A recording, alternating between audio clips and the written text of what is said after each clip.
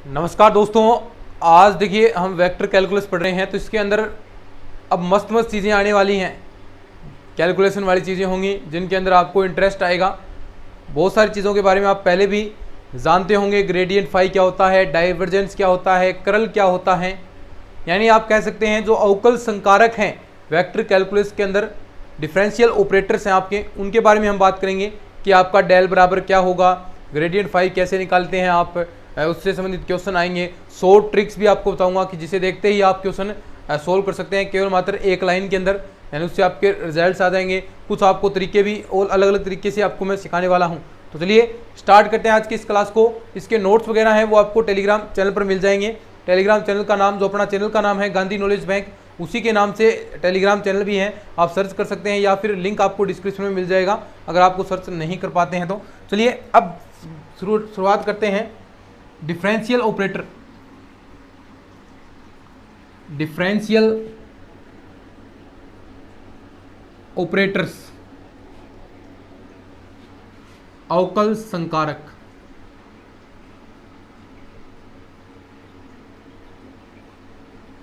संकारक संकारक संकारक सही, बिल्कुल।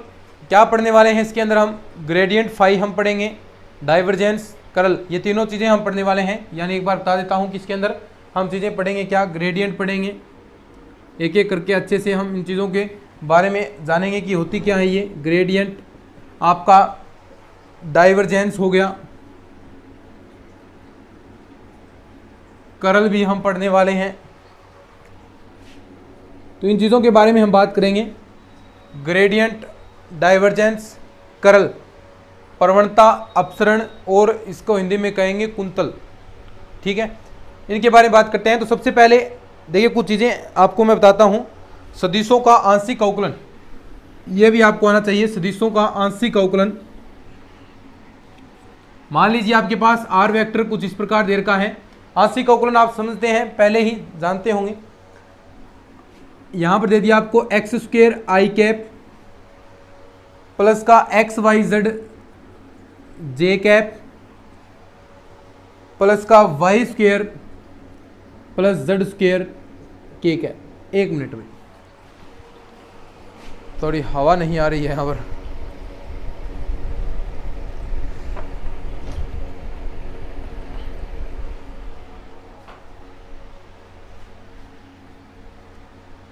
अब ठीक है, चलिए अब देखिए टॉपिक का नाम है सदिशों का आंशिक अवकलन। सदिशों का आंशिक अवकलन, और बिल्कुल सरल है, कोई दिक्कत की बात नहीं। देखिए आंशिक अवकलन स्पष्ट आपको पता है कि यानी आप जिसके सापेक्ष कर रहे हैं केवल मात्र वही आपका अचर होगा, बाकी सारे हैं वो कांस्टेंट हो जाएंगे। और कांस्टेंट का आंशिक अवकलन करेंगे, कांस्टेंट का अवकलन करते हैं तो उसका मान 0 होता है। तो यानी मान लीजिए यहाँ पर पहले आप एक्स एक्स के सापेक्ष आंशिक अवकलन करना चाहते हैं, यानी del r upon del x आप निकालना चाहते हैं। तो आपके पास देखिए जहां पर x है वही मान आपको बचेगा। तो देखिए 2xi हो गया, यहां पर y और z कांस्टेंट होंगे, x का करेंगे तो यहां पर आपके पास y z प्लस का j कैप, और यहां पर क्या है x का कोई पद नहीं है तो ये y स्क्वायर और z स्क्वायर आंशिक अवकलन करेंगे तो यहां पर ये कांस्टेंट की भूमिका निभाएंगे, और कांस्टेंट की भूमिका निभाएंगे तो इसका मतलब इनका मान 0 हो गया। ऐसे ही आप del r upon del y भी निकाल सकते हैं। कैसे?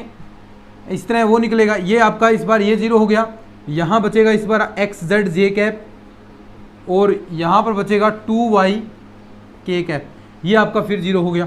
ऐसे ही आप del r vector upon del z, इसे करली भी आप कहते हैं, करल, ठीक है, करली जो भी नाम है बाकी डेल से ही संबोधित किया जाता है।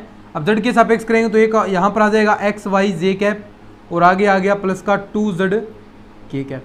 तो ये आपके आंशिक अवकलन आ गए। ये क्या आ गए? आपके आंशिक अवकलन। अब सदिश अवकल संकारक क्या होता है? देखिए सदिश अवकल संकारक किसे कहेंगे? सदिश अवकल संकारक है उसे आप डेल से, ठीक है, इस डेल से आप व्यक्त करते हैं। अब इसका मान क्या हो गया? देखिए आई कैप प्लस का curly upon curly Y j cap plus का करली अपॉन करली जेड के कैप। यानी कहना ये चाहता है कि अलग अलग आप आंशिक अवकल निकालते हैं। देखिए सीधा सा अर्थ हो गया किसका, जहां पर भी आगे आपको दिखेगा तो ये सदिश संकारक हो गया आपका कि डेल बराबर करली अपॉन करली एक्स आई कैप प्लस करली upon curly Y j cap plus का करली अपॉन करली जेड के कैप। तो यानी आप इसे डेल द्वारा आप व्यक्त करेंगे। अब देखिए यहां पर ये आपका डेल हो गया, याद रखना। अब यहां पर आएगा जो पहली डेफिनेशन है अपनी ग्रेडियंट की, प्रवणता की, वो क्या होता है। देखिए प्रवणता, ये छोटी छोटी बातें आपको याद रखनी है, ऐसी ही बातें पूछी जाती हैं एग्जाम के अंदर। ग्रेडियंट प्रवणता। अब देखो ग्रेडियंट फाई, यानी फाई आप मान लीजिए कोई आपके पास अचर, कोई आपके पास अचर है, अचर सॉरी अदिश फलन, अचर नहीं अदिश फलन है आपके पास, ठीक है। तो यानी जो ग्रेडियंट होगा वो डेल और फाई का गुणन बराबर ग्रेडियंट फाई, इसे आप ग्रेडियंट कहोगे। और इसका मतलब क्या हो गया, देखिए अलग अलग फाई के साथ आपको गुणा करवा देनी है। देखो फाई प्रत्येक डेल के साथ यहाँ पर गुणा होगा, तो यानी करली अपॉन करली एक्स फाई यहाँ आ गया आई कैप प्लस का curly upon curly wi fi जे कैप प्लस का करली अपॉन करली जेड के कैप। तो ये आपका ग्रेडियंट हो गया, बिल्कुल सरल है डेल फाई। अब देखो ग्रेडियंट आप निकालेंगे तो आपको सदिश राशि ही यहाँ पर प्राप्त होगी। देखिए सदिश चीजें आपको प्राप्त हो रही हैं, तो ये आपका ग्रेडियंट हो गया। अगर आप कोई भी आपके पास मान लीजिए ये, अब लिखो इसको, ये चीज याद रखना, इसके बराबर ये चीज होगी, बहुत काम आएगी ये। अब तो आगे आगे यही चीज काम आएगी। अब मान लीजिए ये तो है अदिश, आपके पास अदिश, लेकिन अब जो दो चीजें थी अभी आपको मैं बता रहा था क्या, कि हम आपके डाइवर्जेंस के बारे में बात करेंगे, अपसरण।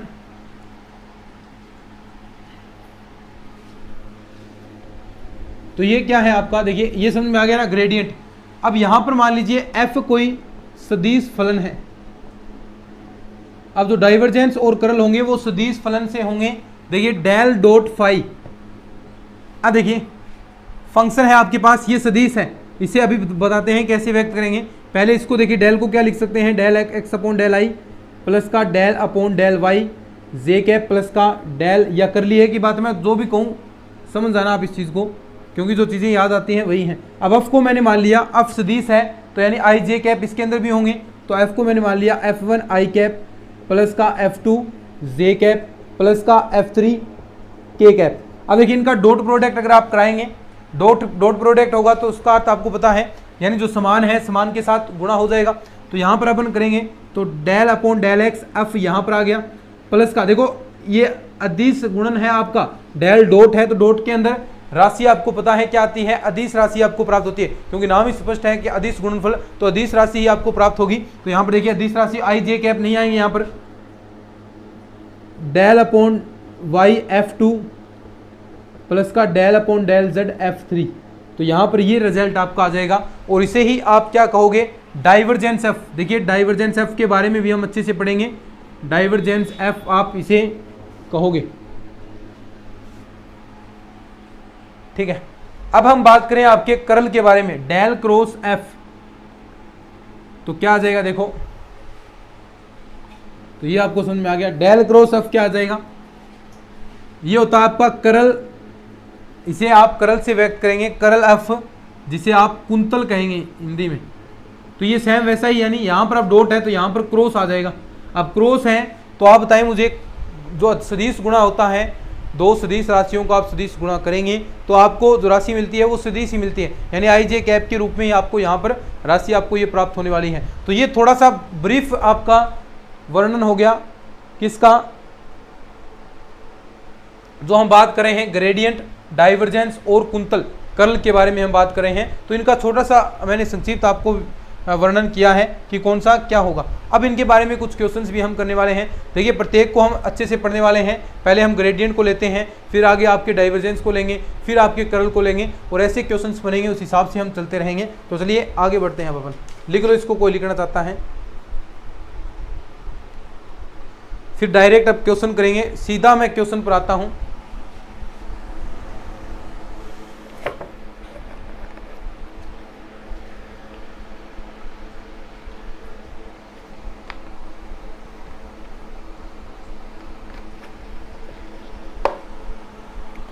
सीधा मैं क्वेश्चन पर आऊंगा। अब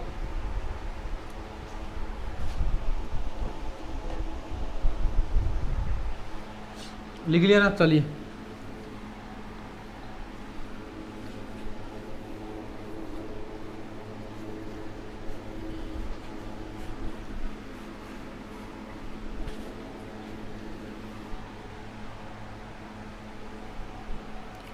क्वेश्चन दिया है इस प्रकार कुछ आपको,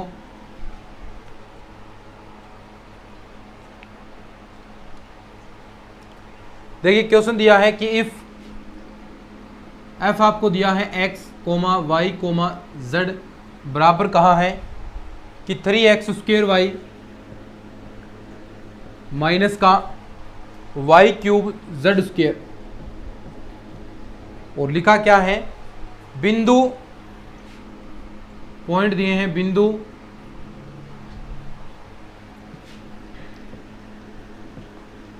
-2 और -1 पर ग्रेडियंट फाई का, ग्रेडियंट एफ का मान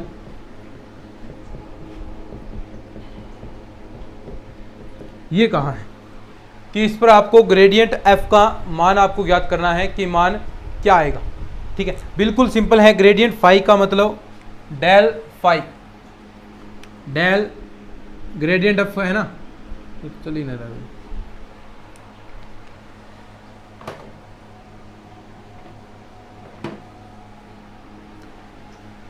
देखिए इसका मतलब क्या हुआ, डेल एफ, और यहाँ पर सदिश है तो इसको आप सदिश से व्यक्त कर सकते हैं, सदिश नहीं अदिश ही है, तो डेल एफ आपके पास आएगा।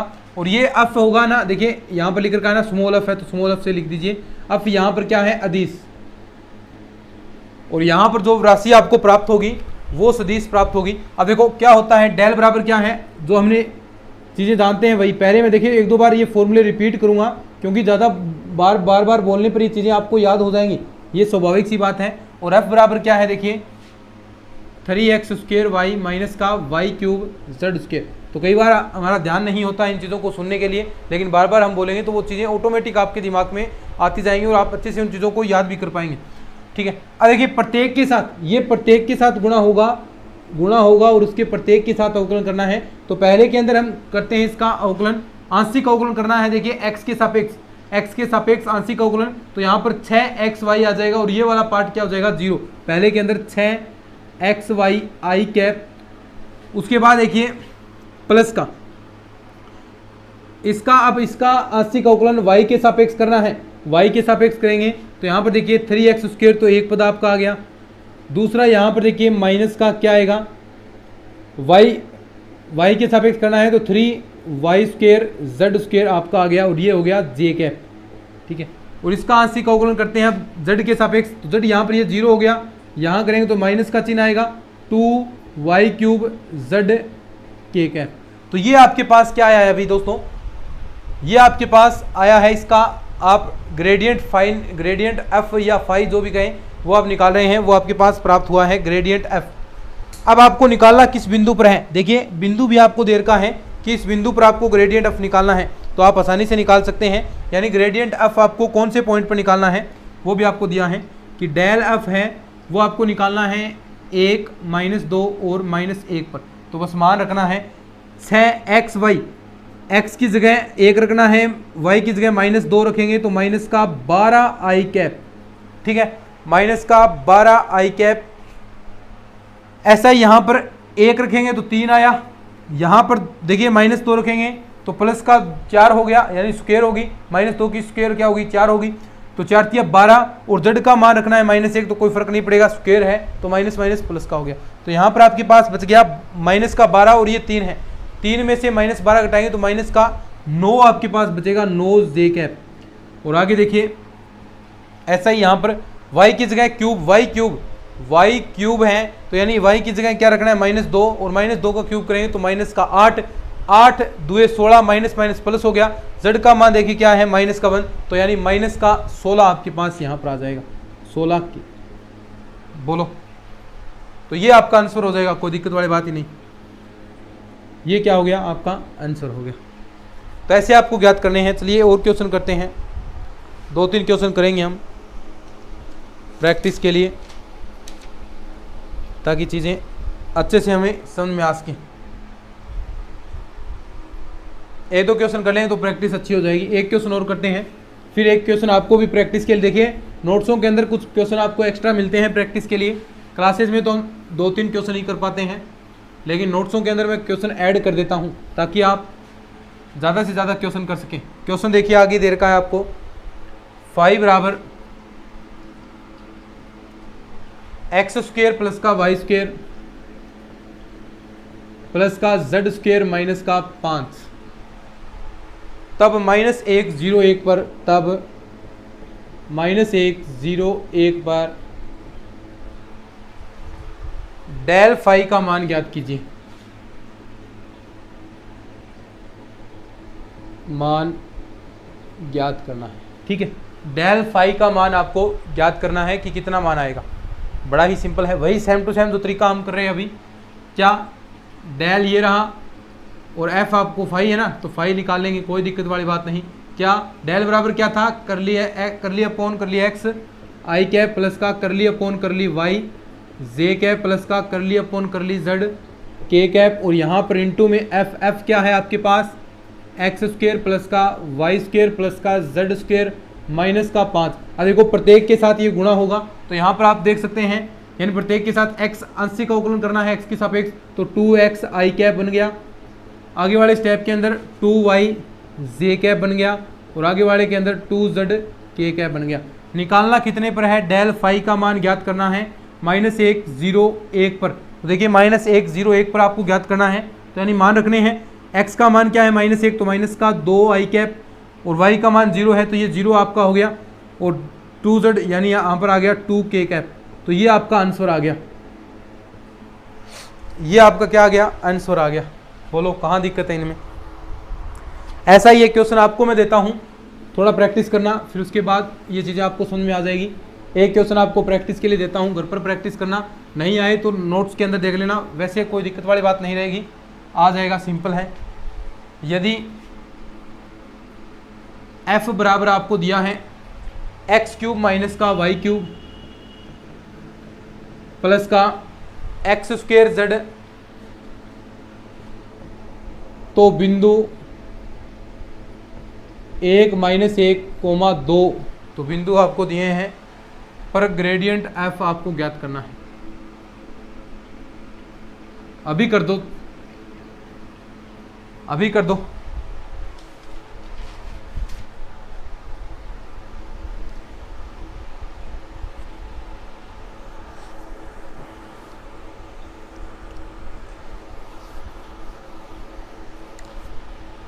ठीक है, चलिए ये क्वेश्चन आप कर लेंगे। अब एक शॉर्ट मेथड हम बात करते हैं इसी से रिलेटेड, कि अगर आपको इस रूप में फंक्शन मिले तो आप कैसे आप ग्रेडियंट एफ निकाल सकते हैं। एंड डायरेक्ट हम बात करेंगे कि किस रूप में आपको फंक्शन कोई मिले तो आप कैसे निकाल सकते हैं। ठीक है, अब देखो शॉर्ट मेथड हम करने वाले हैं एक, ये कर लेना क्वेश्चन, ठीक है। शॉर्ट मेथड,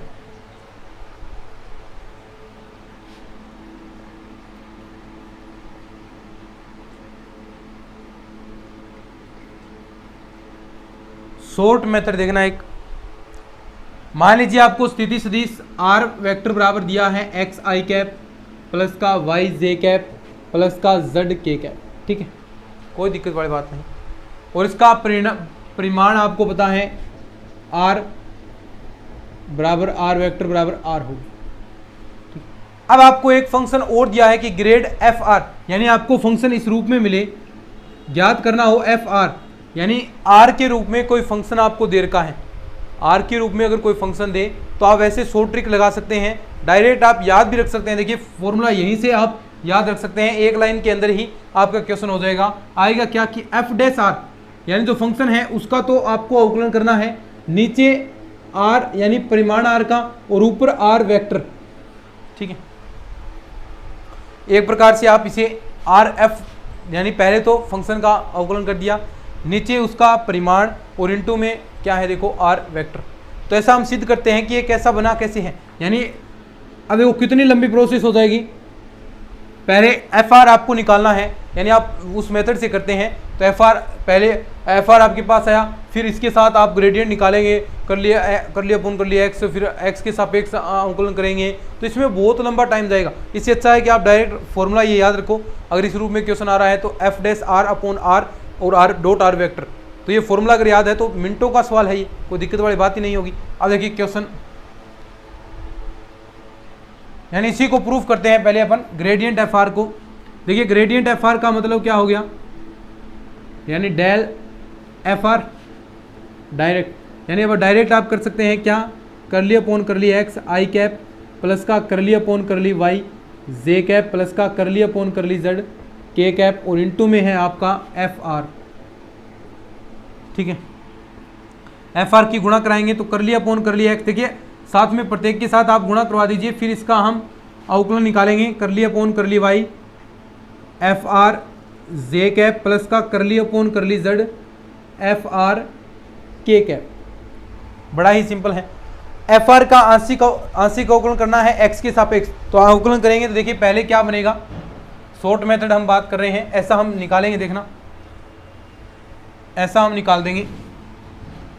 तो देखिए एफ आर पहले इसका एक्स के सापेक्ष आंशिक अवकलन करेंगे तो एफ डैश आर अवकलन हो गया। अब आर का करेंगे तो आर का क्या होगा, करली आर अपॉन करली एक्स, और आई कैप आपका ये रहा। ऐसे ही इसका निकालेंगे तो करली पहले एफ डैश आर आ जाएगा, ठीक है, और करली वाई अपॉन करली, देखिए यहां पर आ गया आपके पास करली are upon curly Y plus का एफ डैश आर करली आर अपॉन करली जेड के। बोलो बिल्कुल सिंपल है क्या? अभी तक जो चीजें हमने की है सिंपल है ना? अब देखो यहां से अगर आप देखें तो यहां से आपको एफ डैश आर कॉमन आ रहा है सभी में, तो एफ डैश आर तो आपने कॉमन ले लिया, अंदर क्या बचा, देखिए करली आर अपॉन करली एक्स आई कैप प्लस का करली are upon curly Y j cap plus का करली आर अपॉन करली जेड के कैप। अब देखना ध्यान से, एक चीज आपने पढ़ी होगी, बार बार आप पढ़ रहे हैं क्या, कि आर वेक्टर बराबर, हमने ये पढ़ी है चूंकि हम जानते हैं एक्स आई कैप प्लस का वाई जे कैप प्लस का जेड के कैप।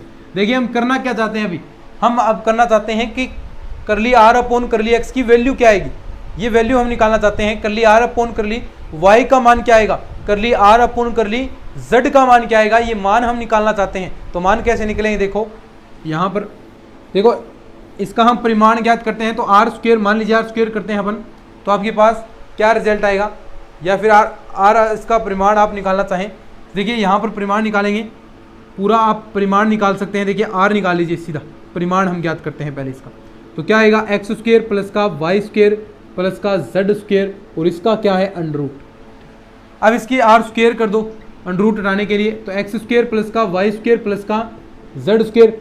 अब मैं आर के सापेक्ष आंशिक अवकलन, एक्स के सापेक्ष आंशिक अवकलन करूंगा, तो देखिए 2r तो आगे आ गया, करली आर अपॉन करली एक्स, तो यहाँ पर क्या आएगा 2x, बाकी क्या होंगे 0 होंगे, 2 से 2 कैंसिल हो गया, करली आर अपॉन करली एक्स, देखो करली आर अपॉन करली एक्स का मान आ गया आपके पास x अपॉन आर। ऐसे ही y का निकालेंगे तो करली आर अपॉन करली y बराबर y अपॉन आर आ गया। ऐसे ही आप z का निकालेंगे तो करली आर अपॉन करली z बराबर z बटे आर आ गया। ये सारे मान कहाँ रख दूंगा मैं, यहाँ पर रख दूंगा। क्या मान है, मान सिंपल है, कोई दिक्कत वाली बात नहीं। करली आर अपॉन करली एक्स बराबर आपका x बटे आर है, करली आर अपॉन करली वाई बराबर y बटे आर है, करली आर अपॉन करली z बराबर z बटे आर है। तो नाम में जो आपके फॉर्मूले हैं बिल्कुल सिंपल है, डायरेक्ट आप रख देंगे। तो देखिए मैं इसको थोड़ा सा इसको साफ करता हूँ, ये चीज़ आपने लिख ली है, डायरेक्ट मैं मान रखूँगा इसके अंदर, डायरेक्ट मान रखता हूँ मैं इस वाले पोर्शन के अंदर। तो देखिए यहाँ पर आपके पास एफ डैश आर तो बाहर है, करली आर अपॉन करली एक्स की जगह देखिए क्या रखना है, एक्स बटा आर आई कैप प्लस का वाई बटा आर जे कैप प्लस का जेड बटे आर के कैप। ठीक है,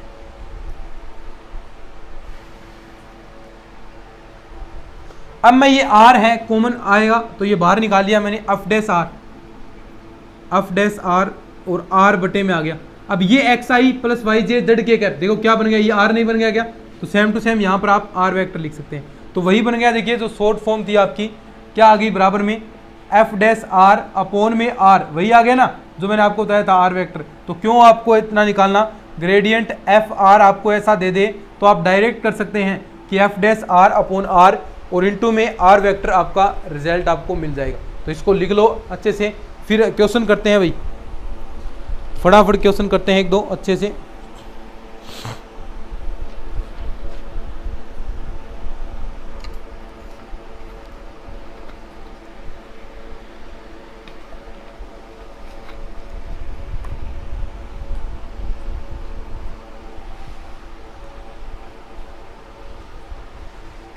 ठीक है, ये ट्रिक याद रखना। फॉर्मूला क्या बताया है मैंने, वैसे भूलने नहीं दूंगा, फॉर्मूला तो मैं अभी याद कराऊंगा। देखो 4-5 क्वेश्चन करेंगे तो सारी चीज़ें आपको याद हो जाएंगी। ऐसे 3-4 फॉर्मूले आएंगे, डाइवर्जेंस के लिए भी आएगा, कर्ल के लिए भी आएगा। तो ये फॉर्मूले आपको याद रख लेना भाई थोड़े से, ठीक है, ज़्यादा कोई दिक्कत नहीं आएगी। बस ये फॉर्मूले याद है तो फटाफट आप क्वेश्चन सोल्व कर दोगे, बस इतनी सी बात है, और कोई इससे फ़र्क नहीं पड़ेगा।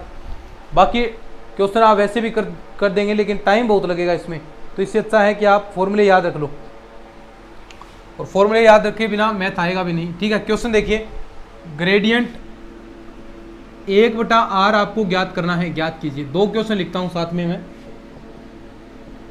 और देखते हैं कैसे होंगे। क्वेश्चन नंबर नेक्स्ट आपका, ग्रेडियंट log r का मान, log r का मान, ठीक है। अब चेक करते हैं अपने जो हमने पढ़ा है अभी। तो देखिए ग्रेडियंट एफ आर, आर के रूप में कोई फंक्शन दिया है तो आप डायरेक्ट ट्रिक लगा सकते हैं। तो यहाँ पर आप देख सकते हैं कि ग्रेडियंट एफ आर की जगह क्या दे रखा है आपको, 1/r। तो यहाँ पर short formula gradient F r का क्या है, अभी मैं देखिए एक लाइन के अंदर क्वेश्चन सोल्व कर देंगे अपन। ग्रेडियंट एफ आर का मतलब क्या होगा, एफ डैश आर, और आर नीचे परिमाण आएगा और आर वेक्टर आपका गुणा में आएगा। बस एक लाइन के अंदर क्वेश्चन आपका सोल्व हो गया। कैसे हो गया देखो, 1/r एफ डैश आर, पहले तो इसका अवकलन करना है, तो इसका अवकलन करेंगे तो माइनस का 1/r², तो माइनस का 1/r², और नीचे आपका 1/r और है तो ये r आपका गुणा हो जाएगा, और ऊपर है r वेक्टर, तो माइनस का r वेक्टर नीचे आ गया r³। ये लीजिए, कहाँ आप रीज थे देखना, ये 1/r लेते, इसके साथ डेल के साथ आप गुणा करवाते, फिर x के सापेक्ष करते, y के सापेक्ष करते, रोल की दौड़ करते, तो इससे अच्छा है तो आप डायरेक्ट ही निकाल रहे हैं। ठीक है, तो ये आपका आंसर आ गया, बिल्कुल सिंपल है। देखो कितने एक लाइन के अंदर क्वेश्चन हम सोल्व कर रहे हैं, और ऐसे क्वेश्चन पूछे जाते हैं। देखिए एग्जामिनर क्वेश्चन देगा ऐसा, एग्जामिनर क्वेश्चन देगा ऐसा और करवाएगा कि आप बड़े तरीके से करें, आप बड़े तरीके से करें, लेकिन जिसे शॉर्ट ट्रिक याद है वो तो आगे चला गया, 3-4 मिनट बच गए, और 3-4 मिनट एक क्वेश्चन में बहुत ज़्यादा होती हैं। तो ऐसे हर प्रकार से क्वेश्चन देता है, यानी थोड़ा बहुत अगर उसे दिमाग आया है उसमें तो वो ऐसे कर सकता है। यानी इसलिए मैं जो चीज़ें आपके लिए बता रहा हूँ वो याद रख लेना, वही आपको आगे ले जा सकती हैं। तो थोड़ा सा आप देखिए, थोड़ा सा आगे चले गए तो बहुत आगे चले गए आप, तो थोड़ा थोड़ा ये करके आप सिलेक्शन की दौड़ में जाते हैं, तो इस चीज़ों को याद रखना है। नेक्स्ट देखिए, ग्रेडियंट log r, वही एफ आर बराबर क्या दे दिया आपको, log r। पहले एफ डैश आर निकालेंगे, एफ डैश आर बराबर आपके पास क्या आएगा, वही आपके पास 1/r आ गया, बिल्कुल सिंपल, आर के सापेक्ष आप कर रहे हैं तो 1/r आएगा। तो वो फॉर्मूला क्या था, ग्रेडियंट एफ आर बराबर कि एफ डैश आर अपॉन में आर का परिमाण और आर वेक्टर है वो आपका गुणा के अंदर, तो एफ डैश आर तो 1/r आ गया, और एक आर आपका नीचे पहले ही है, और आर वेक्टर ये रहा, तो आर वेक्टर अपॉन में r², ये आपके पास आंसर आ गया। वैसे निकाल कर देख लो, चाहे यही आएगा। अगर पूछ ले आपसे ग्रेडियंट r की पावर m का मान, ग्रेडियंट r की पावर m का मान कोई पूछ ले तो वो भी निकाल सकते हैं, कोई दिक्कत नहीं होगी। ग्रेडियंट क्वेश्चन है, ग्रेडियंट r की पावर m बराबर क्या, ये क्वेश्चन। तो वही सेम टू सेम, क्या एफ आर बराबर क्या है आपके पास, r की power m, f dash r निकालेंगे, m की पावर r, m-1 आ गया।